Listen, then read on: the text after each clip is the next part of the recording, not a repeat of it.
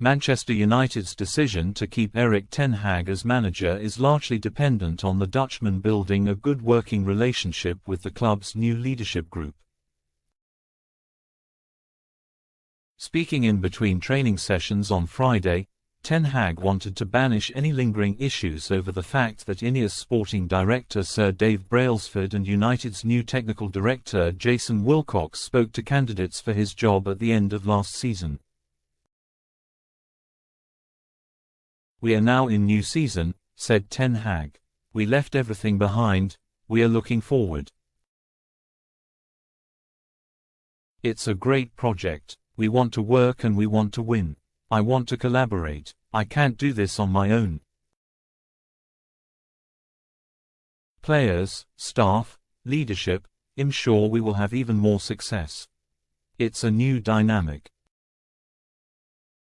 We want to get more trophies and that is what we're aiming for." So it was interesting to see Ten Hag deep in conversation with Brailsford, Wilcox and United's new sporting director Dan Ashworth for 15 minutes after training at the UCLA University campus on Friday evening. The success of this new dynamic is crucial to the club's fortunes going forward. The players have been making the most of the rooftop pool at the SLS Hotel in Beverly Hills for relaxation after training. The hotel isn't quite as close to the bright lights and fashion emporiums of Rodeo Drive as the Beverly Wilshire or Montage, which have been the club's tour bases in the past, but it is still an impressive venue. Ten Hag gave his players the afternoon off on Thursday, and the British contingent didn't waste any time going on a shopping trip. Harry Maguire, Scott McTominay, Johnny Evans and Tom Heaton made the 1.5-mile trip from United's hotel to Rodeo Drive. One of the advantages of touring the US for United is the freedom it gives the players to walk around freely in their spare time without being mobbed by fans, which is rarely the case in other parts of the world. United are here to work hard in pre-season but also to meet their fans in the US, and both sections of a double training session on Friday started late because the players were signing autographs for supporters who turned up at UCLA. It forced Ten Hag to put back his press conference ahead of the Arsenal game at the Sophie Stadium in LA in the early hours of Sunday. Explaining the delay, he said, "Sorry we are late.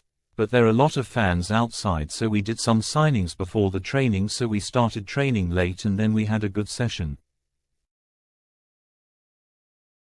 We have to work, sorry." United's first session of the day was a fitness workout at the Drake Stadium which features an outdoor gym. The second session involved more ball work at the Wallace Annenberg Stadium across campus at UCLA. It was interesting that Ruud van Nistelrooy oversaw a drill which encouraged the players to score from the wings, with double points awarded for any goal scored off a cross from the wide areas which were zoned off by cones. Harry Maguire, Johnny Evans, new signing Lenny Yoro and third-choice keeper Tom Heaton were allowed to sit out the evening session to manage their workloads. Don't be surprised if United tour the US and California again next summer for the third year in a row. United have typically rotated their tours around North America, the Far East, Australia and South Africa to keep supporters and sponsors happy. But after signing a new £175 million, 3-year shirt sponsorship deal with Snapdragon to replace Germany-based TeamViewer, United's commercial commitments are more aligned with America than ever. Last summer, Ten Hag's side were based in San Diego and played at the Snapdragon Stadium there, as well as New Jersey, Houston, and Las Vegas.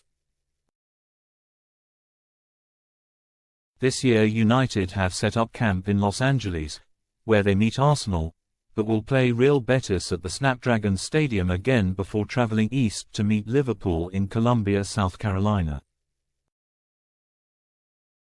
Usually, the club would look to new horizons next summer, but it's understood that a return to the US cannot be ruled out in the circumstances.